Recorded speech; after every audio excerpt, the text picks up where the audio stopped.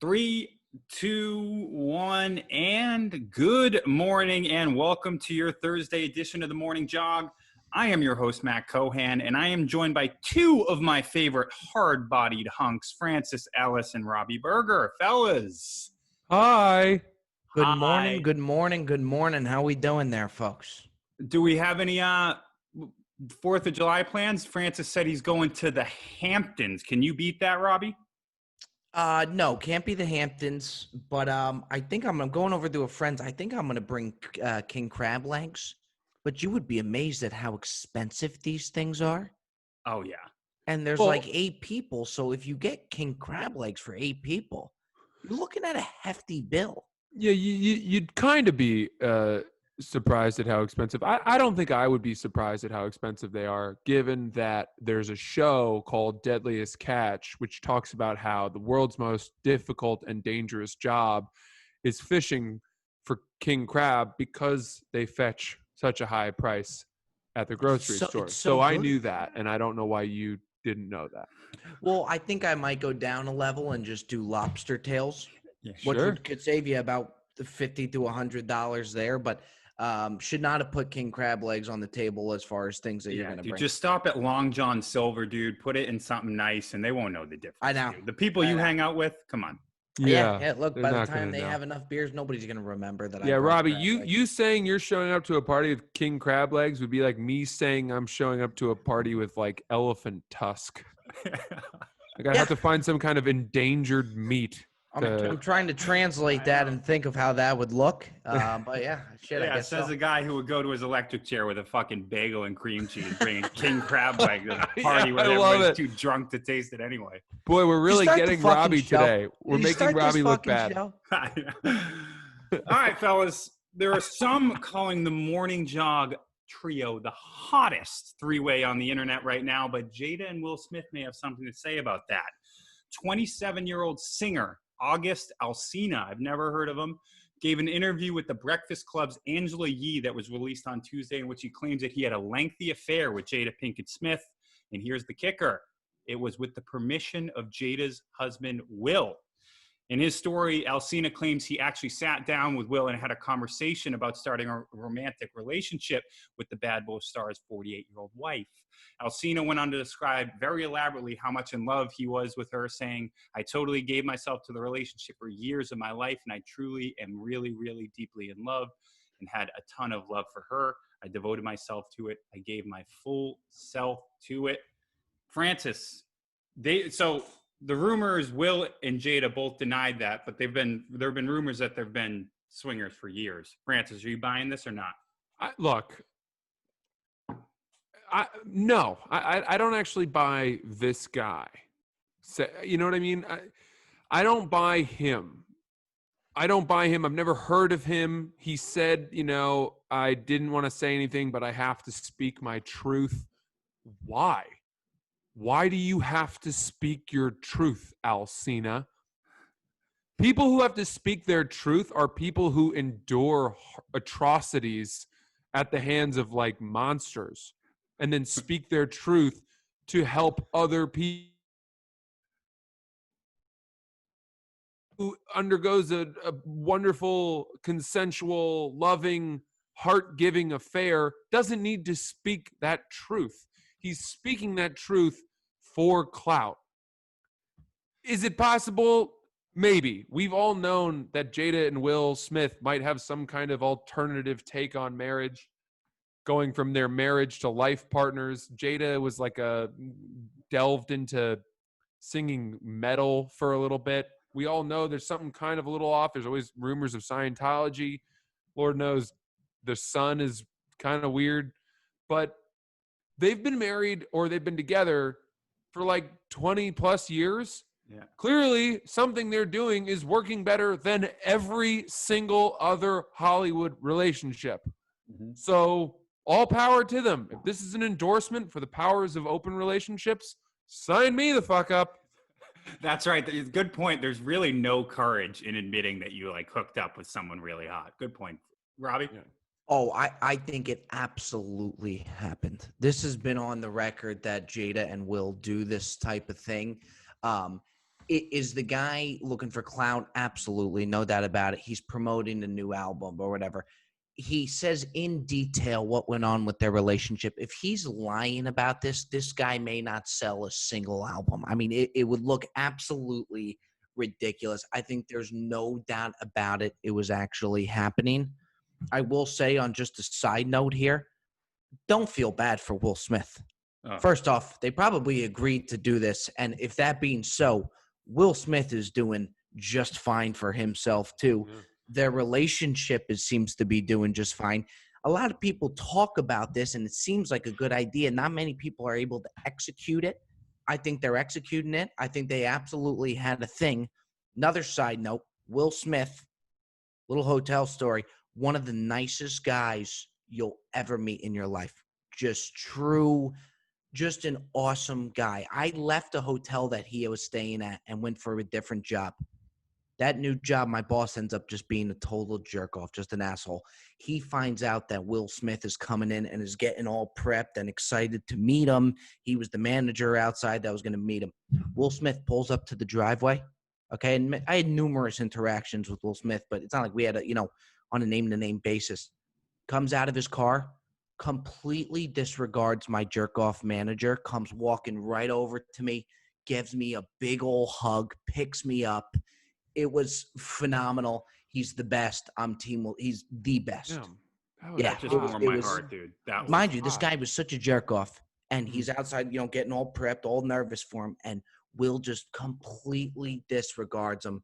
Comes right on in for the hug, and I was right there for it. That's what you like to hear. That's good. Yeah, just a little side note for the show there. I just thought that was something he's I would like he would be one guy who, if it came out that he was a complete asshole, like another one I was thinking, like Jon Stewart. If it came out that he had like something, I'd be like, oh fuck, like this. That'd be hard. It'd be very hard to take. Yeah, and that's why I'm here to say on the morning jog, he is not an asshole. Steve Carell would be. John Krasinski, pretty much anybody from The Office. Yeah, yeah, couple real good ones. Ellen DeGeneres. Yeah, she's total sweetheart. Total sweetheart. Yeah. Agreed. Francis's dear friend. Yeah. Do you know who the other long marriage that actually just ended? Do you know Dr. Dre was married to his wife for 24 years? That was a very interesting article. Yeah, I didn't know that. Wild. No. I mean, he stole her away from an NBA player, and then 24 years of marriage. I mean, he was up through his $800 million and stayed with her. Good for him. Wow. Yeah. All right, fellas. Speaking of team ball, after a 4-month suspension, the NBA will resume its regular season at Disney World in Orlando, but a handful of NBA players are saying no thanks to joining the isolation bubble. Davis Bertans of Washington, he's in a contract year heading into free agency. Trevor Ariza committed to a 1-month visitation window with his young son, who he shares custody with his ex. Avery Bradley says he wants to remain with his wife and 3 children, including a 6-year-old with a history of respiratory illness. Willie Cauley-Stein, expecting a child. Wilson Chandler, opts to remain with family. DeAndre Jordan, coronavirus. Robbie, how can we possibly go on without Davis Bertans? I'll be honest with you, Maddie. I just don't see it happening yet. I'm not totally believing that this is going to go through. Lord, I hope that it does. On the same note, it's how do you blame these guys if they do drop out? For example, Avery Bradley decides he's going to drop out, and instantly I was saying, why would he do that? The Lakers have a shot at winning a championship. Then next thing you know, you find out that his son has respiratory problems. You can't – the guys that do drop out, regardless of the circumstances, you can't fault them for it. I think there's going to be more to come. And I hate to be that guy. I just don't see an NBA season. I don't see how they're going to do it. I really don't. Francis? Dude, I mean, what an opportunity for no-name NBA players to make themselves look phenomenal. Sorry, guys, I'm opting out of the Disney season because I currently play the harp on Wednesdays for children with pancreatic cancer. So, you know me, family man to my core, unfortunately, gotta go with the children with pancreatic cancer. I mean, I would make up the most ridiculous lie for why I wasn't going to play. But in the reality is like, you can't make these guys play. You can't do it. The same way my golf course is caddies only typically. The governor of New Jersey finally allowed caddies back at the golf courses, but the club can't force us to take caddies. They can't force us to accept my 6-iron from 200 yards out from another guy, right? So I want to support the caddy program, but I'm going to keep going alone because it's cheaper. Point is, right? You can't make these guys play, and all it's going to take, I think, is one really big name player to be like, you know what? I'm just not up for this. And I think we're going to then have people really reconsidering where they stand. Right. Yeah. And the family excuse, it's like, dude, what have you been doing for the past 4 months? Like, haven't you just been with your family for I would be dying to get in a bubble for a month, you know? But I think the NBA, they're trying to put like lipstick on a pig here. This is like a glorified men's league, and they should call it what it is. Like, it's like structured pickup. You know, that footage, like of some of the best footage is those NBA players playing in that like New York, like those elite gyms in New York City. Yeah. They should follow that model, like call their own fouls, shirts and skins, you know, bring in like a D3 baller for perspective. Like that's cool. Like trying to make this like, I don't know. Nobody's thinking like hoisting up the trophy at the end of the year is going to be like. I will say if it does go through, it is going to be phenomenal to watch. I mean, it's just going to be so bizarre. It's going to be different than anything we're used to. It'll be a riot. Yeah, basketball in late summer and in fall, sign me up. And potentially here too, you know, they're talking about doing a tape delay because they think that there's no chance the players cannot swear and say some crazy shit. Yeah. Having sat courtside before at a game, I can tell you that hearing them talk on the court is such a thrill. The other thing I would add is in all the pickup basketball games I've played, one of my favorite things is when guys call their own foul, and instead of saying like, you know, what they always say when they get fouled is they say, "Give me that." They go, or they go, "That's me. That's me." Yeah. That's the way they say it. Whenever I got fouled in pickup, I always had to say, "Foul." I was fouled. Yeah. I so badly wanted to say, "Give me that," or "That's me," but I could never in the moment remember to say it the cool way. What the heck, man? Yeah. So it was a bummer. All right, fellas. We may have never been faced with the prospect of players opting out if it weren't for the subject of our next story: nightmarish, no good bats. The golden crowned flying fox, the world's largest bat, which is native to the Philippines and has a wingspan of 5 feet 6 inches long and weighs up to 2.6 pounds, has gone mega viral this week after a Twitter user posted a photo of the monster hanging upside down in plain sight. This bat has a face that looks very similar to that of a fox. They have a long snout that is very similar to those of canines. They also have ears that are pointed rather than round like most species of bats. Many call them the fox with wings. I call them public enemy number one. Francis, are these beasts as haunting to you as they are to me? Look, as long as these stories are always coming out of like the Philippines or the outback or countries, you know, like that are really, really far away, I'm at peace, right? But if someone found this bat in Brooklyn, that might be the end of my time in New York. Do you know what I mean? It's easy when it's in the Philippines. Dude, what are you talking about? They have rats that big in New York. They do, but rats don't fly or sleep upside down. They just sort of scurry around like they're hungry all the time. And so, again, this is just a far-off problem. I didn't know bats could get to be this size.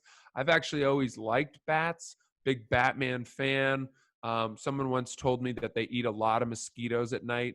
I don't like mosquitoes. I thought when I grew up in Maine, we had a lot of mosquitoes, and I always wanted us to get bats to come through to help with the problem. Never really saw any bats, but bats are cool. You know, I don't have a problem with them. Whatever. Bats are gross. You know, bats make up 20% of all mammal species worldwide. Robbie? I don't think that's true. That's alarming, Matt. I think that fact there is very alarming and definitely changes my take a little bit here. The bottom line is, and as we all saw pre-show before we were recording, if you see a blog, click on it and read it. Don't just look at pictures. I literally thought somebody had just dressed up and did this from looking at that is the largest, most haunting thing. Look at this fucking thing. I don't know if you can see it. We're going to get it up on the screen. Oh my God, I swear, I thought it was somebody doing it. And then they say that it eats fruits and vegetables. Yeah. Could you imagine going and see, where is this thing going to get fruits and vegetables throughout the day and night and not being seen by people? It is, I swear to you, that is one of the most haunting things I think I've ever seen. Yeah. So before the show, Robbie just goes, "So what? Some guy just dressed up as a bat and hung upside down." Yeah, Had no yeah, idea. so- It's yeah. like, how slow of a news day would that need to make? I was like, yeah, what are you guys doing with this? What are we doing with this whole bat thing? Some guy dressed on up and decided to hang from. That's a real fucking bat. Real bat. Real bat. That's a real bat. It is haunting. Absolutely haunting. Yeah. It's, this bat is, what's it called? They're endangered because I guess people eat them. It's called bushmeat, and it's a pretty big source of food in like underprivileged countries. I mean, that could feed a family of 25. Yeah, that's like the Last Supper for sure. It's fucking massive. I just can't get over that. All right, fellas, that is your Thursday edition of the Morning Jog. Thank you for tuning in. We're back here we're maybe back here Tuesday, but have a safe and happy 4th of July. Stay safe, wear your masks, enjoy the sun. We love you. Take care. Bye. Bye.